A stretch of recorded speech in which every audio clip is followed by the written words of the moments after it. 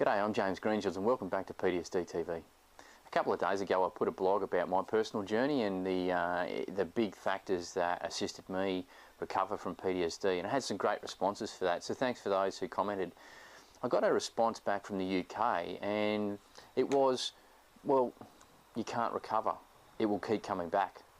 And it's a really good response and a really good comment because in a certain way they're true. You can't recover if you don't holistically deal with the whole thing to do with post-traumatic stress.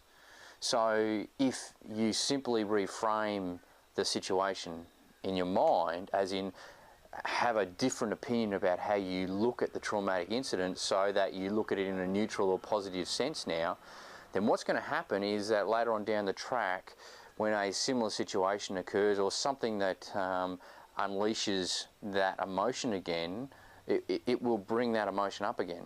So it might not necessarily be the traumatic incident, but something similar that's triggered in one of your five senses. Because remember, your subconscious works on images and emotions.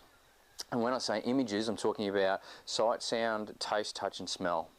So if a person has a memory image imprinted in their right memory banks, that's the images that's going to be, and then attached to that is the emotion representative of that memory. Now remember, emotion is triggered by the perception of that person about the event. Hence why two people can look at exactly the same event, one can be traumatized and one has no effect because of their perceptions. But getting back onto the five senses and the emotion attached. So if a rape victim smells a man's aftershave just down the street, they can be triggered into a traumatic anxiety attack straight then and there because it will bring up all the fear and the emotions surrounding the event. They didn't see anything, they didn't hear anything, they didn't taste or touch anything, but the smell triggered them. And that smell, it went straight into their memory of the event. So you can reframe, and it's a critical part of your recovery journey, is to reframe how you perceive that event, because what that will do is that change in perception will stop you re-triggering the same emotion every time. But the other issue with this is that if you haven't dealt with the emotional reservoir that is still there from the event, then later on down the track you're going to find that anger, sadness, fear, shame or guilt will be triggered again, and you'll have some form of reoccurrence. Let me explain that in a slightly different way. Take yourself back to about the age of 7.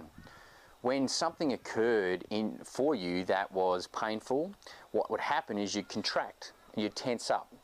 Now physically and mentally as well, because and you'd have a painful emotion associated with that. And you tensed up because of a self-defense mechanism. You didn't want to get hurt.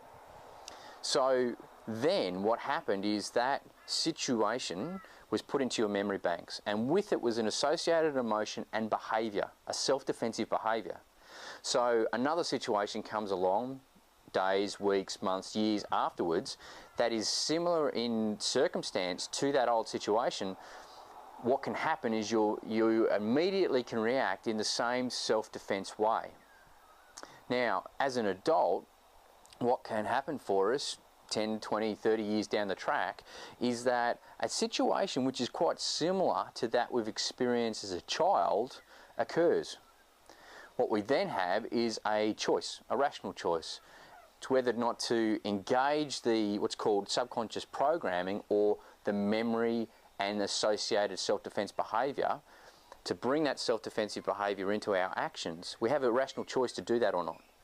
Now if we say no, we're not going to do that, and we consciously make that decision to act in a different way, then that previous event back in our childhood won't affect us.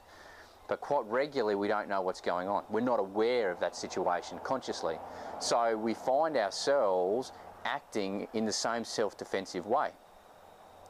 This is why people will often say, yeah, I'm the biggest obstacle between me and my goals. Why is that? That doesn't make any sense.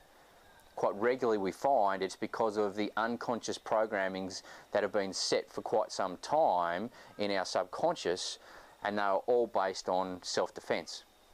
Now let's take this to post-traumatic stress. A traumatic incident or event or a series of circumstances occurs, a person deals with the trauma in a certain way, and that way makes them, or leads to them, developing post-traumatic stress disorder.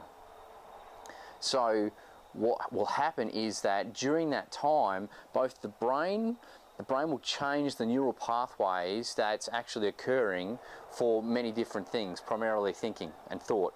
But thinking and thought will then be linked to the emotional triggers as well, and those emotional triggers will then be linked to a behaviour. So you'll find yourself behaving in a certain way to try and stem the flow of that emotion. A great example again would be not wanting to go out into social setting because it triggers a fearful emotion in you, anxiety attacks, etc. Wanting to pull yourself away from certain situations because you get intensely angry.